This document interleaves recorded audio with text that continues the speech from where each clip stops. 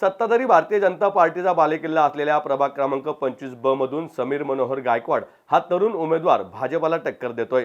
शनिवार मंडळाचा अध्यक्ष असलेल्या समीरने भाजपची मक्तेदारी मोडून काढण्याचा निर्धार केला आहे। नमस्कार, मी समीर मनोहर गायकवाड प्रभाग 25 मधून मशाल या चिन्हावरती आता येणारे निवडणूक लढवत आहे। शनिवार मंडळ ट्रस्ट याचा अध्यक्ष म्हणून आता मी काम पाहतोय।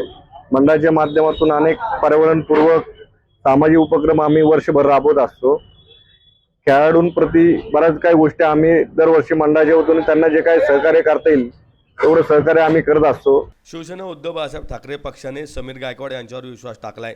भाजपने तिकीट वाटपात निष्ठावंतांवर केलेल्या अन्यायामुळे या प्रभागातील निष्ठावंत आता भाजपला मतदान करणार नाहीत। याशिवाय मनसे आणि उद्धव बाळासाहेब ठाकरे पक्ष एकत्र निवडणूक लढवत असल्याने याचा लाभ आपल्याला मिळेल असा दावा समीर याने केलाय।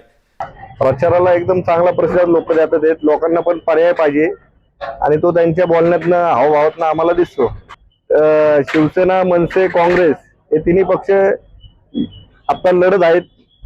शिवसेनेकडनं मी आणि रिधिमा येवले, आमच्या नंदू येवले यांच्या सुनबाई आहेत, त्या ज्येष्ठ शिवसैनिक नंदू येवले आमच्या भागातले। मनसेकडनं गणेशजी भोकरे यांच्या पत्नी अमृता भोकरे आहेत, तसेच निलेश हांडे आहेत, आपले टिळक रोड सार्वजनिक गणेशोत्सवाचे जे अध्यक्ष आहेत। असे आम्ही चौघं या पॅनल मधून उभे आहेत। लोकांना आता हे आवाहन करायला आवडेल की तेच लोकांना संधी देऊन तुमच्या पदरी निराशा पडते। आता यावेळेस तुमचं बहुमूल्य मत देऊन नवीन चेहऱ्यांना संधी दिली पाहिजे असं मला वाटतं। शनिवार मंडळाचा अध्यक्ष असलेल्या समीरने मंडळाच्या माध्यमातून अनेक समाजोपयोगी उपक्रम राबवत मतदारांमध्ये आपली वेगळी ओळख निर्माण केली असून त्याचाही फायदा होईल असं कार्यकर्त्यांचं म्हणणं आहे। प्रभागातील वाहतूक समस्येचं योग्य नियोजन, खड्डेमुक्त रस्ते, स्वच्छ सुंदर प्रभाग, धार्मिक सणांच्या वेळी वाहतुकीचं योग्य नियोजन आदी विषयांवर आपण काम करणार असल्याचं समीर यांनी सांगितलंय। आता प्रभागात बघितलं गेले तर बऱ्यापैकी पार्किंगची अपुरी व्यवस्था आहे, महिलांचे स्वच्छतागृह नाहीयेत, खेळायला जागा नाहीयेत लहान मुलांना, आणि अशी ट्रॅफिकची समस्या आहे, जुन्या वाड्यांच्या रिडेव्हलपमेंटचा विषय, त्या बऱ्याच काही गोष्टी आहेत जे जर आम्हाला जर निवडून दिलं तर आम्ही ते करू शकतो ताकदीने।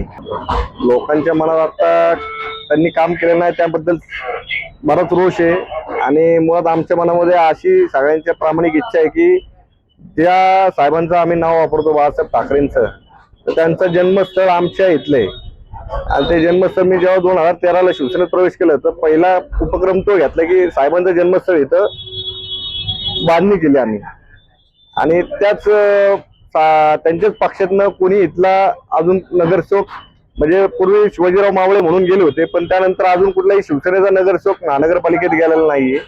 तर त्यासाठी आम्ही निवडणूक लढवायचा आमचा प्रयत्न आहे।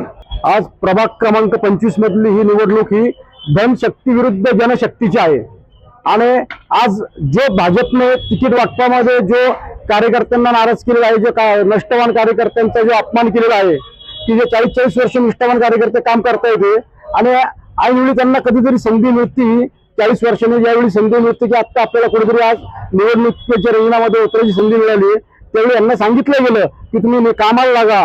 एका वेळी यांनी 40-40 लोकांना कामाला लावलं की जेणेकरून भाजपचं कमळ यांनी घरोघरी पोहोचवलं। त्यानंतर या निष्ठावान कार्यकर्त्यांवरती यांनी अन्याय केला।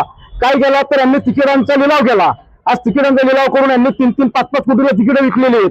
निष्ठावान कार्यकर्ता हा कायम ते पक्षाची निष्ठा बाळगतो, पण तशी निष्ठा यांनी वरच्या नेत्यांनी बाळगली पाहिजे आणि हा प्रभाग 25 मधला एकही भाजपचा निष्ठावान कार्यकर्ता ह्या इलेक्शन मध्ये सहभाग घेणार नाहीये आणि ही इलेक्शन 100% ही शिवसेना मनसे युती ही बहुमताने विजय होणार आहे।